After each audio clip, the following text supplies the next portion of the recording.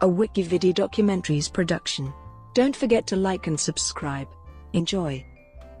Atomic Blonde. Atomic Blonde is a 2017 American action thriller spy film starring Charlize Theron. The film is based on the 2012 graphic novel The Coldest City, which revolves around a spy who has to find a list of double agents who are being smuggled into the West on the eve of the collapse of the Berlin Wall in 1989. The film is directed by David Leitch, in his first solo directorial credit, and it is written by Kurt Johnstad. The film's cast includes Theron, James McAvoy, John Goodman, Til Schweiger, Eddie Marsan, Sofia Boutella, and Toby Jones. Atomic Blonde had its world premiere at South by Southwest on March 12, 2017 and was theatrically released in the United States on July 28, 2017, by Focus Features. It grossed $98 million worldwide and received generally positive reviews from critics, who praised its action sequences, Theron's and McAvoy's performances, and the soundtrack. Although some criticized the writing and pacing, many compared the film to the John Wick series, for which Leitch was an uncredited co-director and producer of the first film. Plot. In 1989, before the collapse of the Berlin Wall, MI6 agent James Gassion is shot and killed by KGB agent Yuri Baktin, who steals the list, a piece of microfilm concealed in a wristwatch that contains the names of every intelligence agent active in Berlin. 10 days later, Lorraine Broughton, a top-level spy for MI6, is brought in to be debriefed by MI6 executive Eric Gray and CIA agent Emmett Kurzfeld about her mission to Berlin. The film then jumps back in time to the day after Gasion's death. Lorraine is dispatched to Berlin to recover the list and is told to keep an eye out for Satchel, a double agent for the KGB who has been a stain on MI6 for years. Upon arriving in Berlin, she is immediately ambushed by KGB agents who deliver a message from their boss, Alexander Bremovich, but she is able to escape and meet up with her contact, David Percival. After failing to find any immediate leads, Lorraine searches Gasion's apartment and discovers a picture of him and Percival.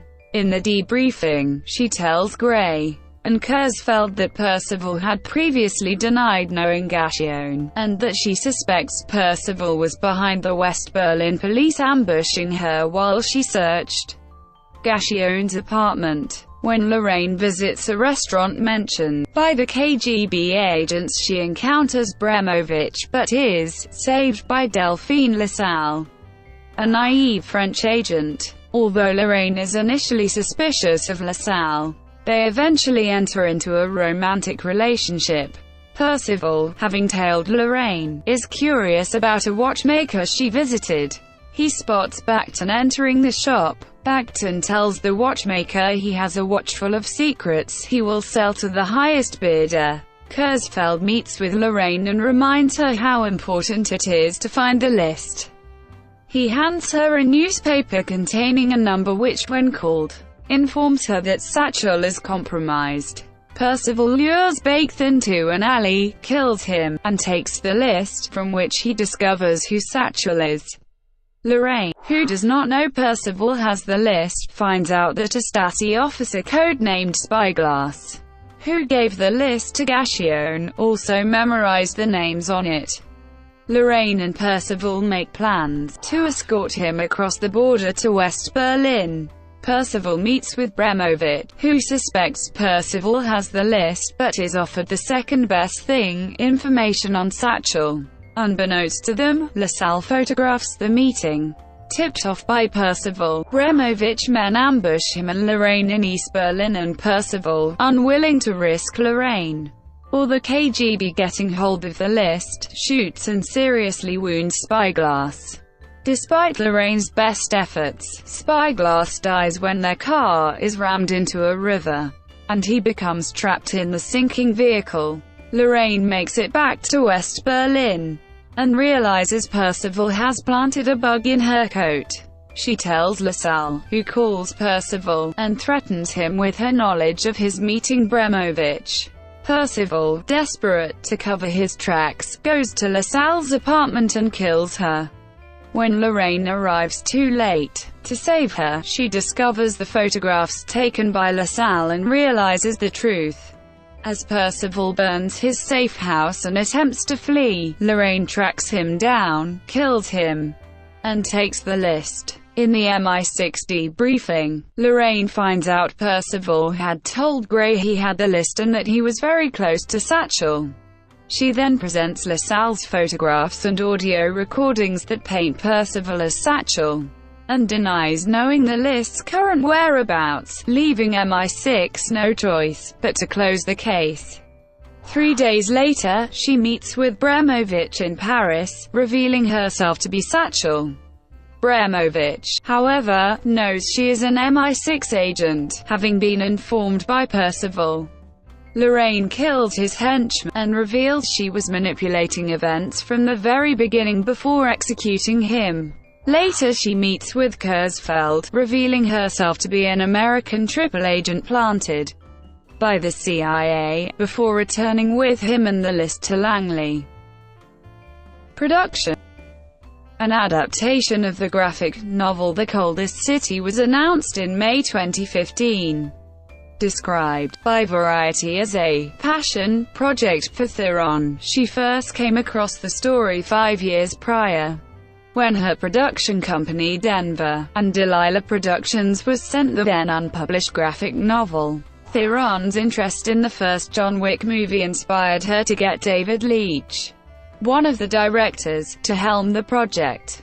Leitch eventually left John Wick Chapter 2 to direct the film. According to Theron, the success of Mad Max: Fury Road helped guide the development of Atomic Blonde.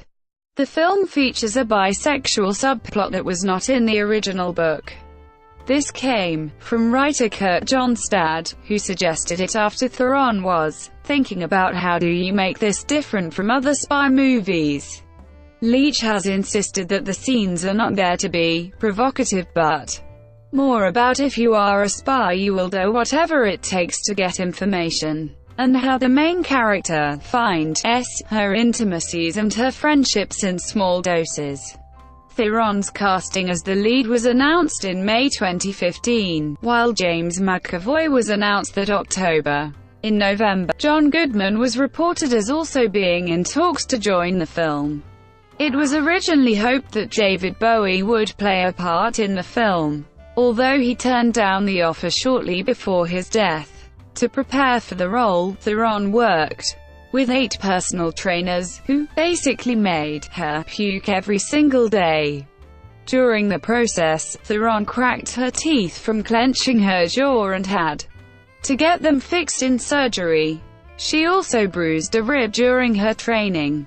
As Theron's training for the movie overlapped with Keanu Reeves' training for John Wick Chapter 2, the two developed a competitive relationship, which included sparring together. Principal photography on the film began on November 22, 2015 in Budapest, and later moved to Berlin. Soundtrack.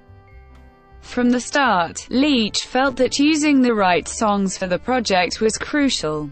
Part of this was attempting to answer the question, how do you reinvent this stuffy Cold War spy movie? The soundtrack uses a combination of 1980s songs as well as covers of them. The latter were used to add a contemporized feeling of the 80s. The movie's producers were initially worried that they would not be able to get the rights to all the songs that Leitch wanted to use, but Leitch himself estimated that around 75% of his picks made it into the final product. Other songs featured in the film, but not included in the soundtrack. Box office. Atomic Blonde grossed $51.6 million in the United States and Canada, and $46.7 million in other territories, for a worldwide total of $98.3 million. Against a production budget of $30 million, Atomic Blonde was projected to gross around $20 million from 3,304 theaters during its first weekend. It grossed $1.52 million from Thursday night previews at 2,685 theaters. After making $7.1 million on its first day, the film went on to open to $18.3 million, finishing fourth at the box office behind Dunkirk, The Emoji Movie and Girls Trip. In its second weekend, the film dropped 55% to $8.2 million, finishing seventh at the box office. It made $4.5 million in its third week, and $2.2 million in its fourth, finishing 10th and 13th at the box office, respectively. Critical response. On review aggregation website Rotten Tomatoes, the film has an approval rating of 76% based on 249 reviews, with an average rating of 6.4/10. The site's critical consensus reads, "Atomic Blonde gets enough mileage out of its stylish action sequences and ever-magnetic star to make up for a narrative that's somewhat less hard-hitting than its protagonist."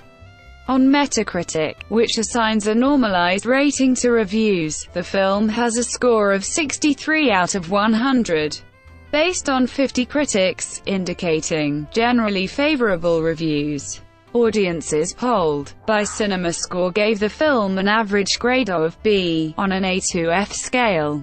Richard Roper of the Chicago Sun-Times gave the film 3.5 out of 4 stars, saying, "Borrow from Bourne and Bond. Rinse and repeat. This is the recipe for the quite ridiculous, ultra-violent, and deliriously entertaining Atomic Blonde, a slick vehicle for the magnetic, badass charms of Charlize Theron, who is now officially an A-list action star on the strength of this film and Mad Max: Fury Road."